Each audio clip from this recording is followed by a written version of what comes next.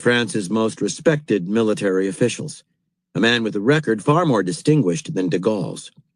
Churchill approved, and Giraud was named Commander-in-Chief of French forces in North Africa. Sensing the Allied plot, de Gaulle requested a personal meeting with Giraud to discuss the situation. After much bureaucratic wrangling, he was granted permission and arrived in Algiers in May 1943. The two men were at each other's throats almost immediately, each making demands to which the other could never agree. Finally, de Gaulle compromised. Proposing a committee that would prepare to lead a post-war France, he drafted a document naming Giraud as Commander-in-Chief of the Armed Forces and co-president of France with de Gaulle.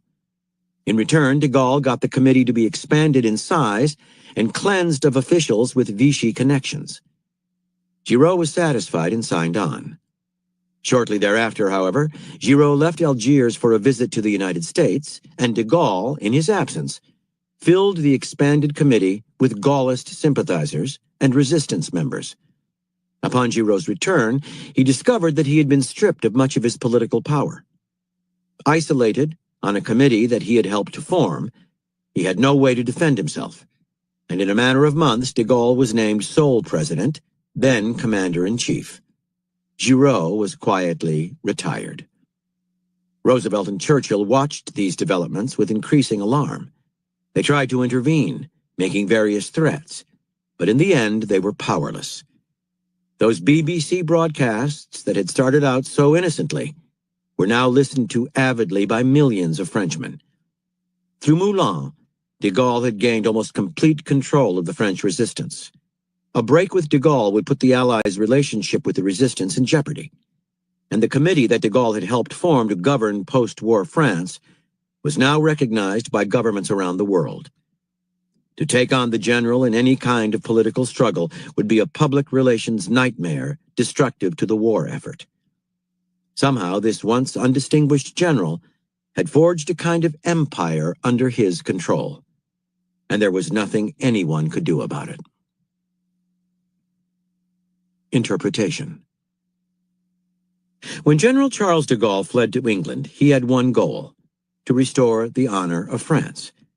He intended to do this by leading a military and political organization that would work to liberate France.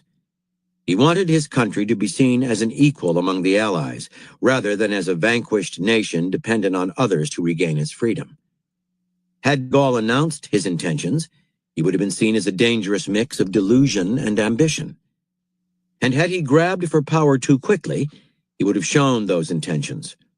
Instead, supremely patient and with an eye on his goal, he took one small bite at a time. The first bite, always the most important, was to gain himself public exposure with first one BBC broadcast, then through clever maneuvering, an ongoing series.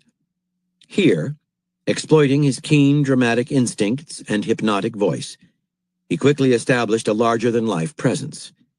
This allowed him to create and build up his military group fighting France. He took his next bite by bringing those African territories under the control of fighting France.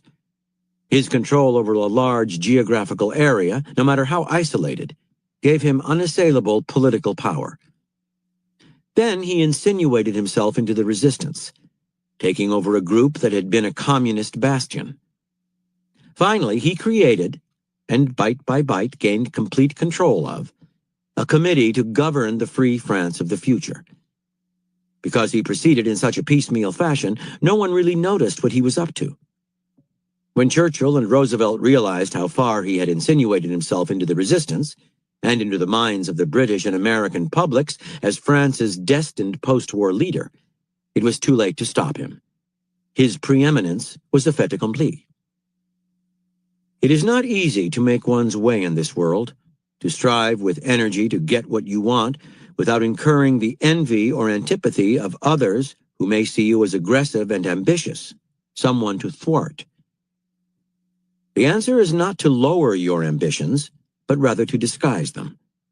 A piecemeal approach to conquest of anything is perfect for these political times, the ultimate mask of aggression. The key to making it work is to have a clear sense of your objective, the empire you want to forge, and then to identify the small outlying areas of the empire that you will first gobble up. Each bite must have a logic in an overall strategy, but must be small enough that no one senses your larger intentions. If your bites are too big, you will take on more than you are ready for and find yourself overwhelmed by problems. If you bite too fast, other people will see what you are up to. Let the passage of time masterfully disguise your intentions and give you the appearance of someone of modest ambition. By the time your rivals wake up to what you have consumed, they risk being consumed themselves if they stand in your way. By Edmund Burke. Ambition can creep as well as soar. Keys to warfare. At first glance, we humans might seem hopelessly violent and aggressive. How else to account for history's endless series of wars, which continue into the present? But in fact, this is somewhat of an illusion. Standing out dramatically from daily life, war and conflict compel disproportionate attention. The same can be said of those aggressive individuals in the public realm who are constantly grabbing for more. The truth is that most people are conservative by nature. Desperate to keep what they have, they dread the unforeseen consequences in situations that conflict inevitably brings. They hate confrontation and try to avoid it. That is why so many people resort to passive aggression to get what they want. You must always remember this fact of human nature as you plot your way through life. It is also the foundation for any fait accompli strategy. The strategy works as follows. Suppose there is something you want or need for your security and power. Take it without discussion or warning, and you give your enemies a choice, either to fight or to accept the loss and leave you alone. Is whatever you have taken, and your unilateral action in taking it, worth the bother, cost, and danger of waging war? Which costs more, the war, which might easily escalate into something large, or the loss? Take something of real value, and they will have to choose carefully. They have a big decision to make. Take something small and marginal, though, and it is almost impossible for your opponents to choose battle. There are likely to be many more reasons for leaving you alone than for fighting over something small. You have played to your enemy's conservative instincts, which are generally stronger than their acquisitive ones.